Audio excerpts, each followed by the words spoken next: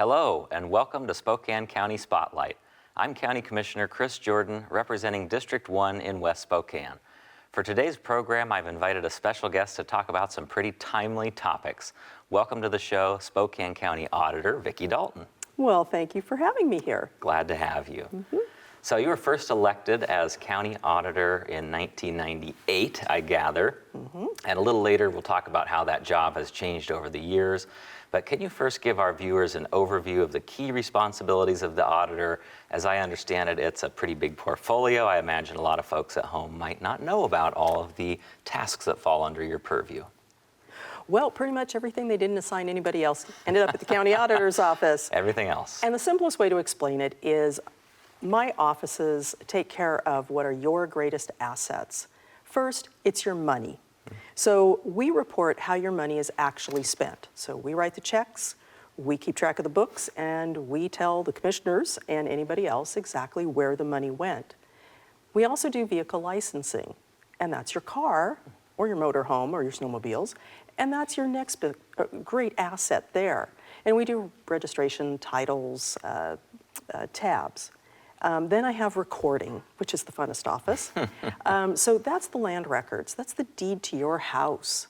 So that's the ownership of your house, your mortgages, liens, community property agreements, but also marriage licenses. There we go. I get to issue 3,000 marriage licenses a year, and that is the funnest job in the courthouse. And finally, elections. That's your ballot. That's your voice to democracy. And that, I hope, everybody considers to be their greatest asset in this country. Well, thanks for everything you do for us at the county. Other duties as assigned, right? Everything else. And your office obviously has several really important customer service impacts on our constituents. Can you talk about maybe the philosophy that you bring to customer service as a department, and then things you're proud of in that regard, challenges and opportunities you see to improve upon customer service for our county citizens? Well, when I was in high school, I worked in a grocery store, and that's where I really learned about customer service. So in our office, the people who come in are not the public. They are customers, and they are there for service. Now, sometimes they don't really know what they need. They say what they want, but it may not be what they actually need. And so we'll ask questions until we figure out what it is they truly need. We want them to feel that they have been heard, that they have received service, even if we can't solve their problem. So some of our issues right now is after 3 decades of budget cuts, we're a bit short-staffed. It's a little tight, so sometimes we are not quite as fast as we'd like to be in our lines, but we still make sure every customer is taken care of. And for the future, what we're seeing is really a need for language access. We've got more communities now within the larger community where people are not proficient in English. And it's not only just to help the customer so that they get what they need, but it's also to help the staff so that we understand what the customer needs, but also to make that transaction a bit more speedy. So services like language line, things like that to help with that smooth interaction. Good. Yeah. Well, as we all know, especially around this time of year, elections are a big deal for your office and such a critical part of your work. And we're recording this show today just 2 days after Election Day. Ballots are still coming in, and I would venture that you're pretty busy this time of year. Can you talk about the importance of the role of county auditors in making our democracy work? Certainly. Well, in the state of Washington, the county auditors are in charge of elections, and we are independently elected officials. So I work for 550,000 people. I do not work for the Board of County Commissioners. Oh, come on, Vicki. You are my peer. Okay. You are not my boss. All right. So, if you insist. So we are independent, and we work with the Secretary of State's office, who interprets the law of how elections are supposed to be operated. And we really work together as a team to ensure that every voter can register, every qualified voter can register, can get their ballot, can do their research, can cast their ballot, turn it in, and have their vote counted the way they intended. So that is what all 39 of us across the state in charge of elections do. And you never let us forget, you're independently elected, right? Then there's others at the county too. Always. And I do remind the board that I am senior. I'm the longest right. serving elected inside And the we're courthouse. glad you're there. So you've been our auditor for over 2 decades, and so many people, including myself, have seen your name on our ballots and important documents for many years. So if I'm doing my math right, you've been elected 7 times? And what are the biggest changes that you've seen in running elections over the years? Oh, in the 26 years that I've been in charge of elections, there's been such changes. And I'm going to go with the good ones first. Obviously the change from poll site and punch card to vote by mail and fill in the bubble, much better for the voters. Same day registration. So it used to be that you had to come in person to register, and it was only during certain times of the year.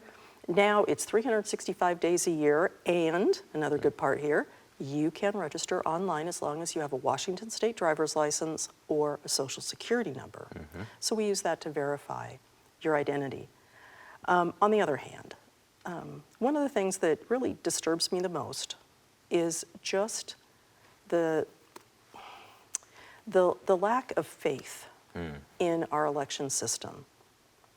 That people are listening to misinformation and malinformation and believing that, rather than really looking at how the system works. It's not perfect, but it is really good. We have very few people who are registered who shouldn't be registered.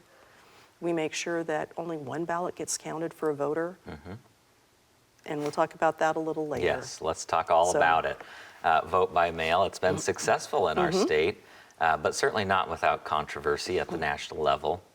So can you talk about why our state made that change, what impact you've seen it have, and how it's been so important in making our elections more accessible here in Spokane County? It used to be election day, now it's election month or so, but talk about some of those changes.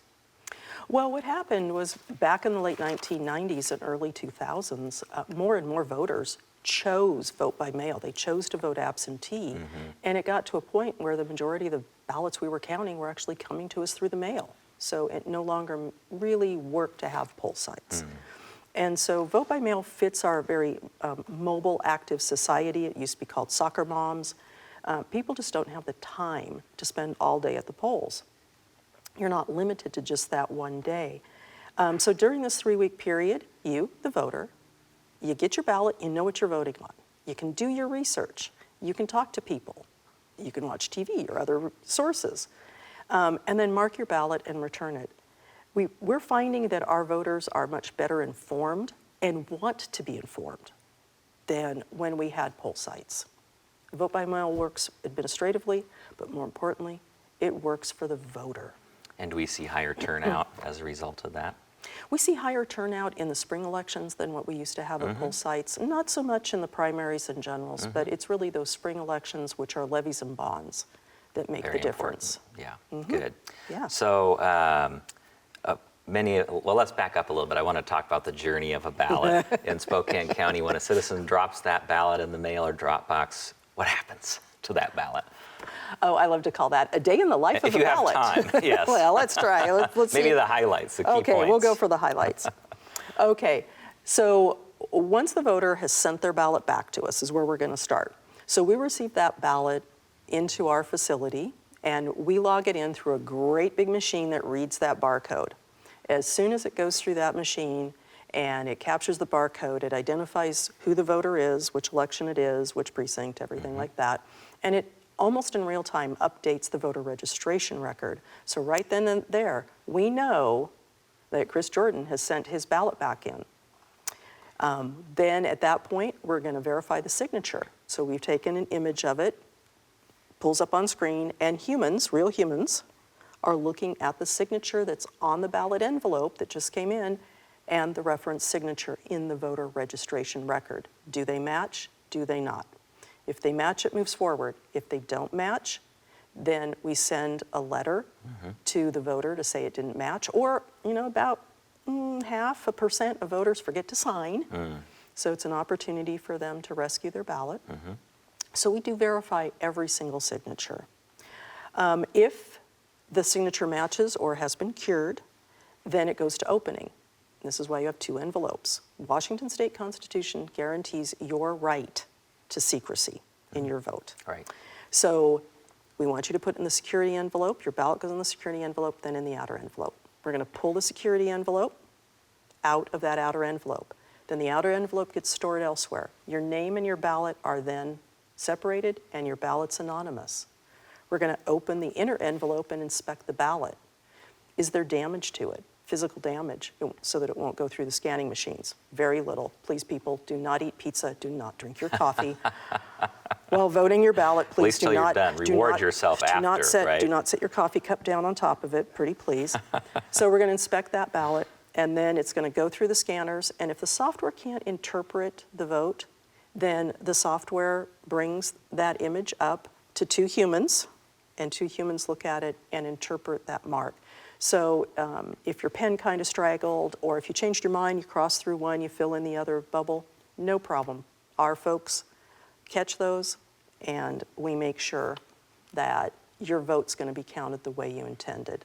And one last thing in all this, we do this all in batches of about 200, and every one of these steps that I've talked about, that batch control sheet is there, and every single step, we manually count them. How many items do we have to make sure that nothing is missing?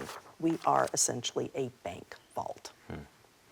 So election security and integrity is always an important issue, and you referenced that. Can you talk about some of the procedures that our state has in place in order to ensure the integrity of our election results, and why should voters have confidence in the system? You know, there's just so many different things that we do. So we make sure that you're registered. We're going to send it to your address. Just keep that address updated. Make sure that, again, make sure you keep your address updated. That would be really great. We batch control so that we know how many ballots should be there.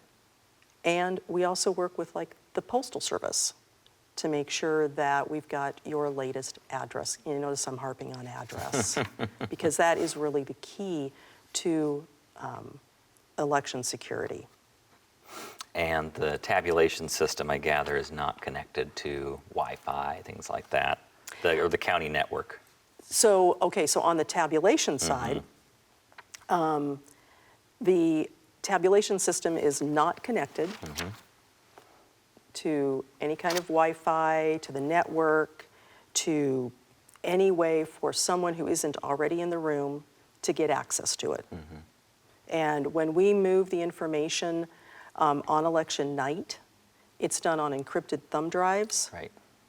And those are then wiped and cleaned. So yeah, no, there's no way to get into our tabulation system from the outside. Good. Well, I appreciated your invitation to stop by the office during the recent Lands Commissioner primary recount back in August of this year. It was exciting to see that recount in process and to walk through the various steps that your team goes through in these instances. And one thing I noticed was a number of observers there. It seemed like at most tables there were political party representatives watching in.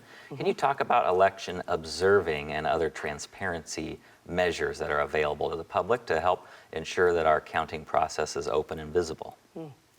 Well, you know, Washington really is an amazing state, and we have recognized the right of representatives from the political parties and campaigns to watch the process.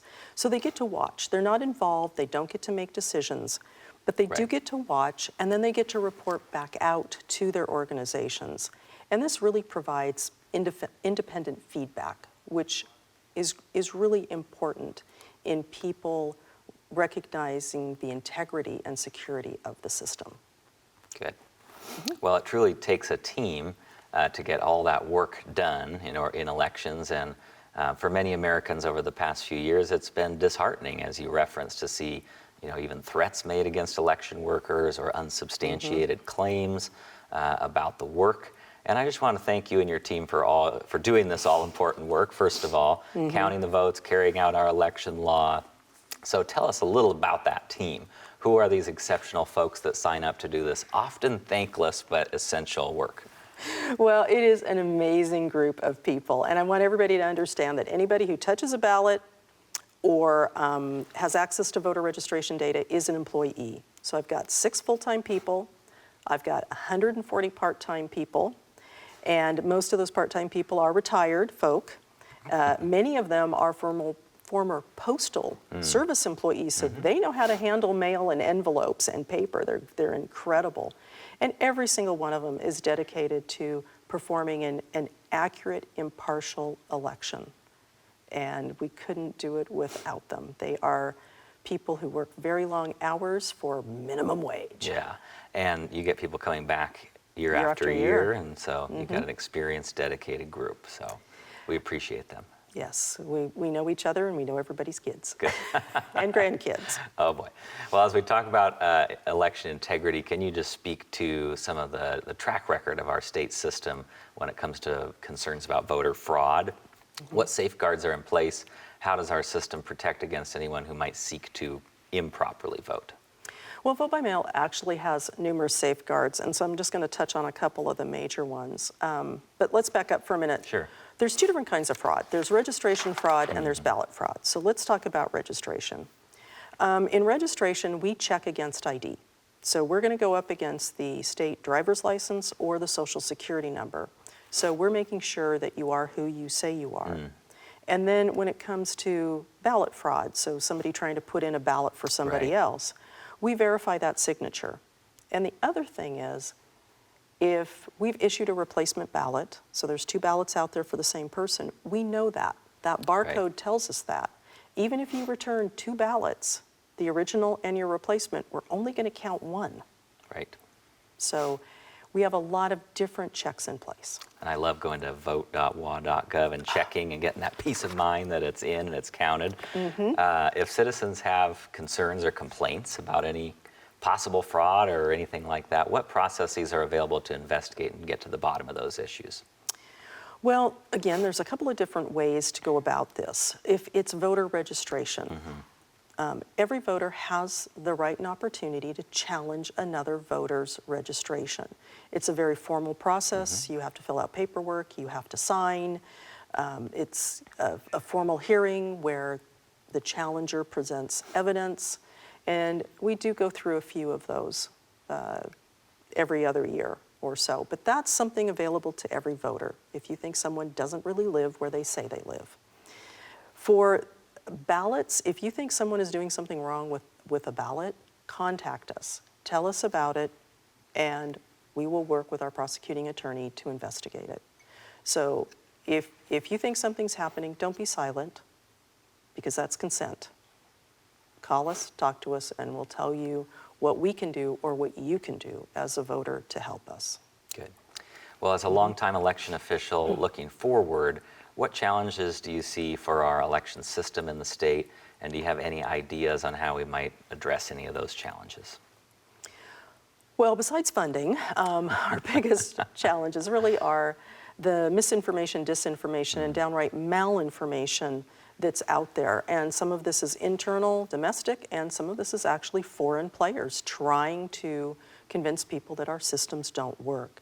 So what we need are voters to really sort through the lies and recognize them as lies. Understand how the voting processes work. And then you can have faith that the system is processing the way it should. So some of what we need to do, I think, is a little bit better education for all age groups, all communities, and just get people to actually see how the process does work. Have any advice to people if they see a piece of information that may not be accurate to double check or verify that information? Well, there's a lot of sites out there that you can go to, and really go to the Secretary of State's website.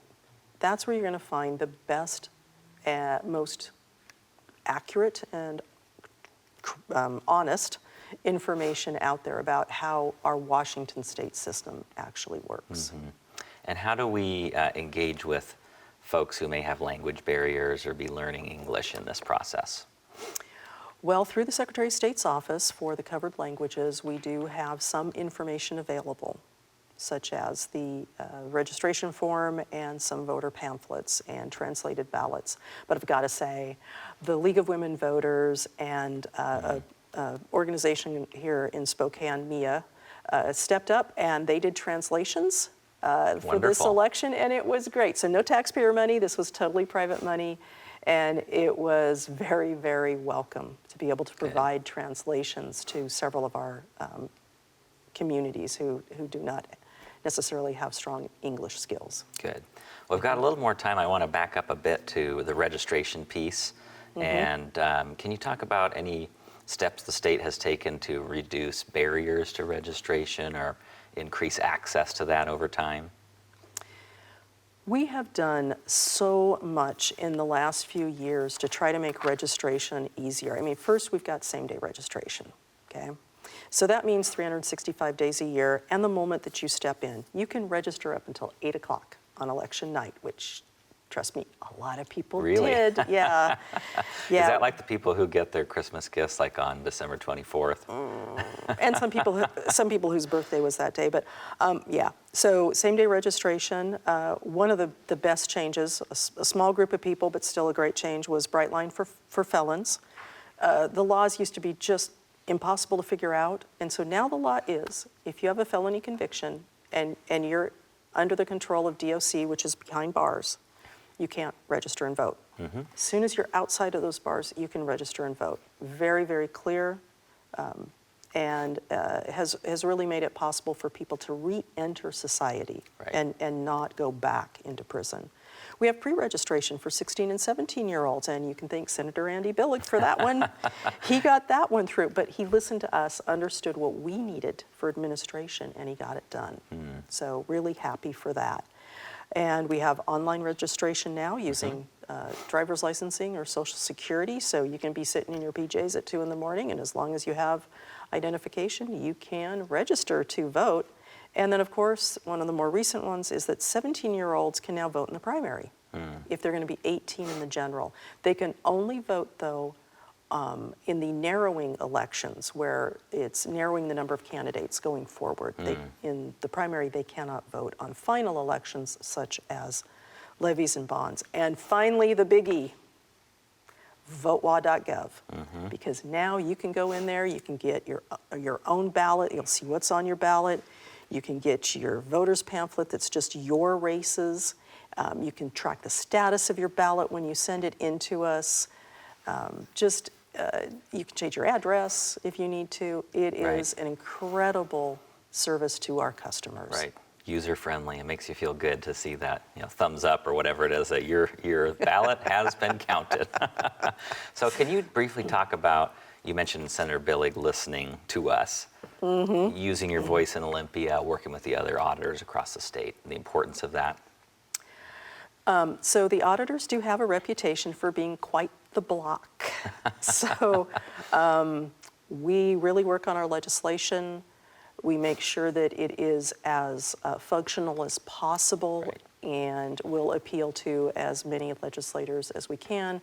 And we only present those things that are really needed. We're not doing window dressing, we're doing the things we need to be able to function. And because of that, when legislators come up with ideas, frequently, they will reach out to us and ask us what we think of their idea, and then we actually work with them to write that bill. So not only for elections, but also for the other functions that we have. So I am the guru for recording across the entire state, and I have written many parts of RCW, which are the laws. So I'm very thankful to the legislators who have listened to us, worked with us, and made things functional. Good. Well, you have said, I believe that this term will be your last in public office. Yep. Darn. I'm hoping that you get to drink lots of tea and enjoy that garden in retirement. Lots of different flavors of tea, right? Yep. And as you look back on your elected service, what makes you the proudest? It's really pretty simple. Oh, okay, hang on, gotta get a tissue. I'm gonna cry. This is the only thing that can make me cry, folks. The most amazing day out of the 28 years that I will have spent in office was December 6, 2012. And that was the first day we were able to issue same-gender marriage licenses. And if you wanted to see happiness and joy, that was the day. There were so many people who thought they would never be able to make their relationship public and legal, to be able to share with their partner. And that was just, it was a day that just made your heart happy. And that will be the one thing that I will always remember out of 28 years. And yeah, this is the only time you'll see me cry. We have Auditor Dalton tearing up, folks. Well, yeah, people feeling respected and dignified. And actually being seen. That was huge. And it continues to this day. And again, this is the most fun part of the job, is issuing those marriage licenses. It is just right. Watching people come in and either starting their life together as a couple, or they've been together for a while and now they're making their contract, they're making it legal, and all that goes with it. And watching families merge and come together. It is just such a beautiful moment. Yes. Big smiles all around at the courthouse. Yes. Yes. Yes. Good. Well, those are things to be proud and grateful for. And I, for one, am grateful that the citizens in Spokane have chosen you to serve us in this role time and time again. I look forward to continue working with you as you finish out your term at the county over the next couple years. I'm sure you'll have plenty to do back at the office today as those ballots continue coming in. So I'll let you get back to that important work and just say once again, thank you, Auditor Vicki Dalton, for joining me today and helping our viewers learn more about our elections in Washington State. Well, thank you for having me here to explain a little bit about what my office does, because again, we touch over 550,000 people on a daily basis, and that is an honor. Thanks for serving. I'm County Commissioner Chris Jordan. Thanks for joining us today on Spokane County Spotlight.